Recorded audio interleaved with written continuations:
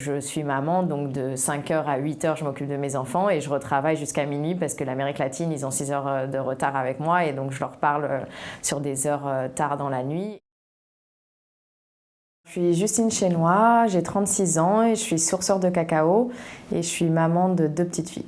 Sourceur de cacao, c'est en fait un métier que j'ai un petit peu créé de toutes pièces puisqu'en fait je suis tombée dans le cacao au Venezuela lors d'un stage après ma première année d'études à Sciences Po et j'ai été fascinée par ce fruit en fait qui ressemble quand même enfin c'est une cabosse, ça ressemble à un ballon de rugby sur un tronc comme ça et je savais pas du tout que le chocolat venait de là. Donc ça, c'est des fèves de cacao séchées après fermentation.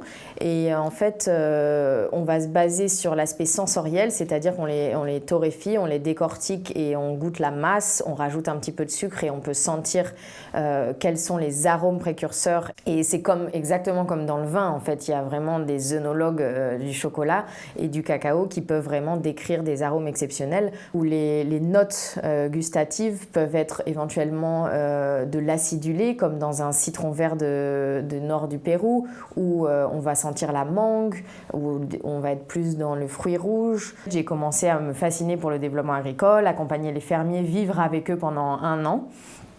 Et je me suis dit, en fait, ok, je suis là avec eux, je les aide dans les termes agricoles à essayer de sortir d'une certaine marginalisation et pauvreté rurale.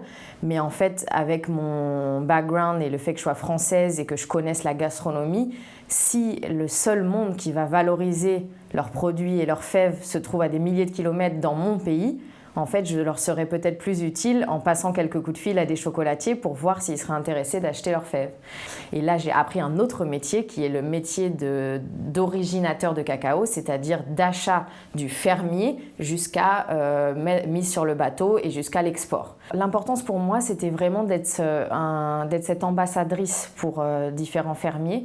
En fait, je trouvais des pépites sur mon chemin, par exemple du cacao natif de Piura ou du chuncho avec les tribus Arhuacos en Colombie et ils n'arrivaient pas à être valorisés parce qu'ils étaient fondus dans la masse. Donc en fait, je me suis dit, je ne veux plus être dans ce marché de masse et de gros volume. Je préfère constituer une entreprise ou au moins une marque qui soit complètement dédiée juste au fin, à l'artisanal, au goûtu et à l'exceptionnel. Moi, mon but, c'est qu'en fait, je crée des liens qui restent parce qu'en développement agricole, on a toujours des aides au développement. Donc c'est un côté paternaliste où on fait un projet de 4 ans, on aide l'agriculteur pendant 4 ans et après, comme s'il allait décoller et s'en sortir tout seul. Mais s'il n'a pas de lien de partenariat commercial, il ne pourra pas être pérenne et il ne s'en sortira pas par lui-même. Donc nous, on crée ces liens et c'est vrai que j'ai des fermiers et des coopératives avec qui je travaille depuis 15 ans et en fait, moi, mon but, c'est de jamais les oublier et on va réussir à leur trouver les meilleurs clients possibles pour que finalement tous les gens puissent goûter leur cacao. Je suis visible et mes producteurs aussi du coup.